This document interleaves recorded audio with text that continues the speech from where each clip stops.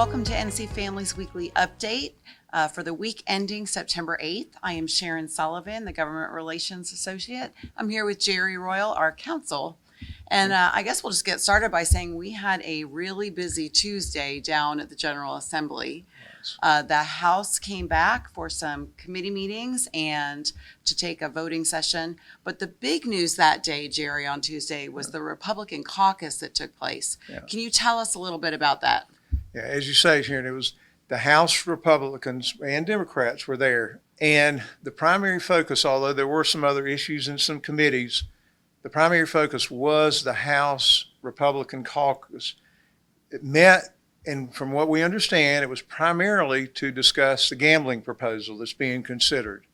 They met for over 3 hours. Yeah, very long time. And they, apparently had some discussion before, but this we understood was maybe going to be a turning point where they would come out, have a decision about whether they were going to move ahead with this proposal, possibly to put this in the budget, this expansion of gambling with 4 new casinos in North Carolina, maybe even video lottery terminals. Right. After the meeting, though, there was no announcement. So our understanding was the opposition is still holding back this effort. So, yeah, quite strong from everyone at home there that watches us. We appreciate that. As we shared before, the proposed casinos are planned so far for Anson, Rockingham, and Nash counties.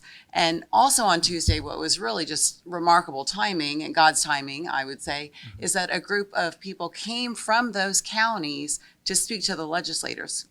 Yeah. And that's what, again, want to thank you all for all that you have been doing or continuing to do. Yes. This was one more example of how the citizens, and as you say, Sharon, they have been interacting with us and with each other in each of these communities. That you mentioned the 3 counties that are involved. The 4th proposal would be the Lumbee Indians, and they would choose where that one would be located.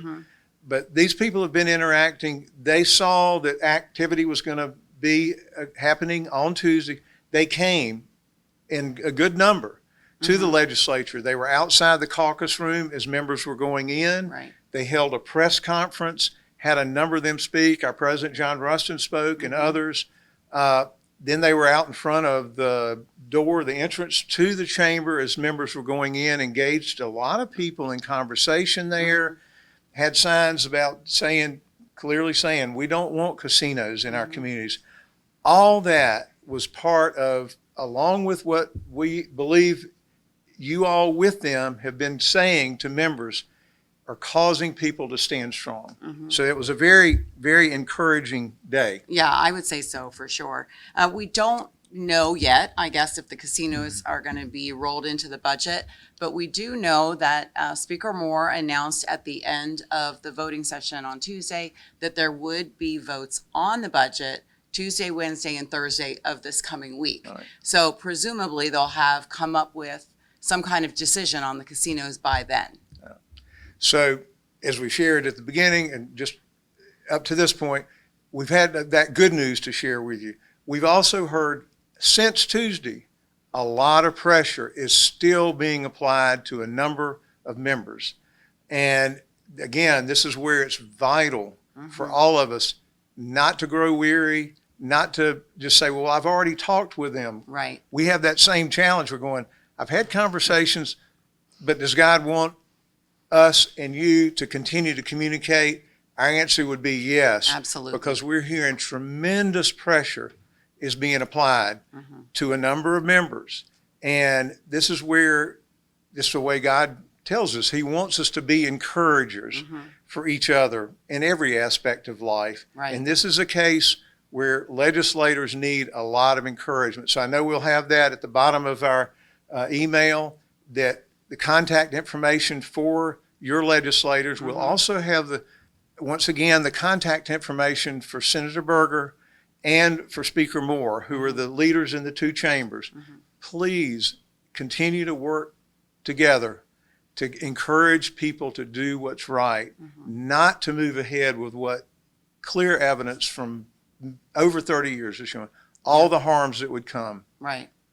Especially for the families and children and small businesses. And remember that it isn't just these communities where the casinos are going to go that get impacted. It impacts the neighboring communities as well. So, the small business owners are going to lose some of their business to these larger complexes. Right. So please do get involved, even if it isn't your county. We need you to please call and contact and email and do all you can to tell your neighbors. We're finding a lot of people don't even know about this. All right.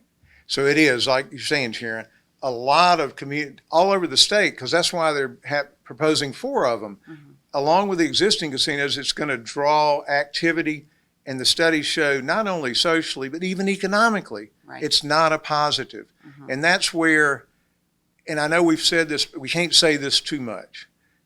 These issues like this are vital. They're important. The number one thing for all of us to continue to do is to pray that God will work in the hearts and minds of the legislators and work in our hearts and minds Yeah. to be the encouragers that we need to be as we pray for them, as we speak with them, as we reach out to them to encourage them to do what's right. Right. Yeah. So please, let's press on together. Yes. And we will have the links, and if there's any other information, we'll be sure to send it out to you. Have a great weekend, everybody. Thanks for watching.